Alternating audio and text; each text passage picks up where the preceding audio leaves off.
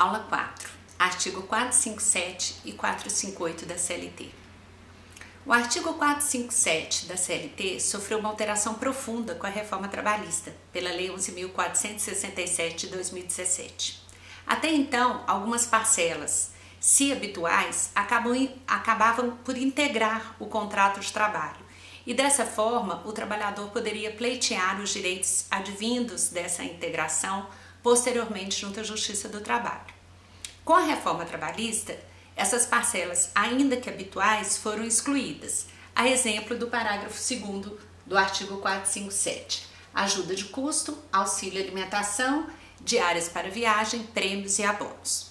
Precisamos ter muito cuidado, porque muitas vezes o prêmio, por exemplo, é concedido ao trabalhador não em função de uma meta ou de um desempenho diferenciado que ele tem em relação aos colegas, mas como uma forma de mitigar parte do salário do trabalhador, porque dessa parcela, prêmio ou abono, dependendo do caso, não incidem as verbas, por exemplo, referente a INSS, a imposto de renda, e também não entra na base de cálculo salarial para efeito de cálculo de 13º, de férias, de recolhimento fundiário.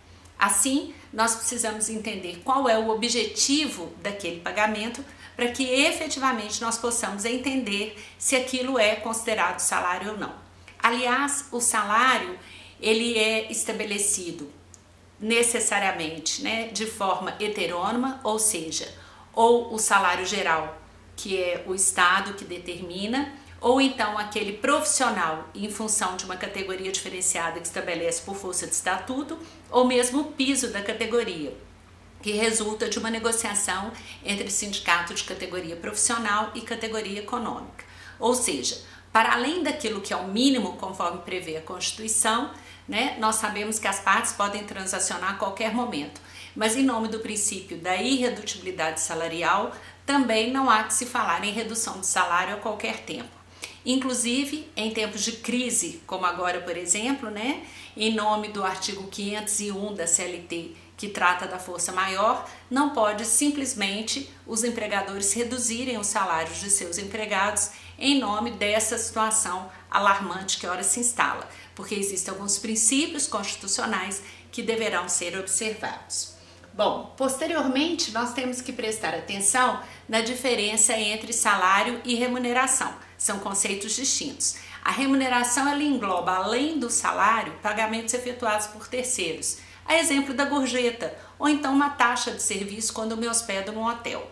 Isso também entra no cômputo dos direitos do trabalhador. Quando eu falo de gorjeta, eu não estou falando daquela gorjeta que você dá para o garçom ali e que o empregador não tem controle, mas necessariamente aquela gorjeta que passa pelo caixa. Inclusive existe uma previsão normativa de como se faz essa distribuição do bolo ao final do mês, para que parte desse valor que foi computado através de uma maquininha e que a Receita tem informação a respeito desse faturamento, possa também ser descontado os encargos para que o empregador não saia no prejuízo no momento do repasse. Um outro conceito importante é a indenização. O salário é a contraprestação pelo serviço prestado e o tempo que o empregado se coloca à disposição do empregador, porque há momentos, por exemplo, como as férias, que o empregado não se faz presente, mas ele está recebendo por aquele período. A indenização é um dever, é uma obrigação de se pagar quando se descumpre alguma norma, ou por ato culposo ou por ato doloso do empregador.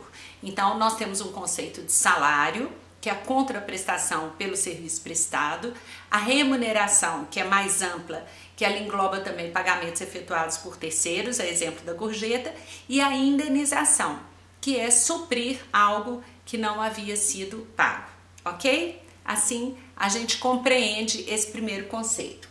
Em relação ao artigo 458, são aqueles benefícios que podem ser concedidos em razão do contrato de trabalho, mas que esses certamente não serão incluídos como salário.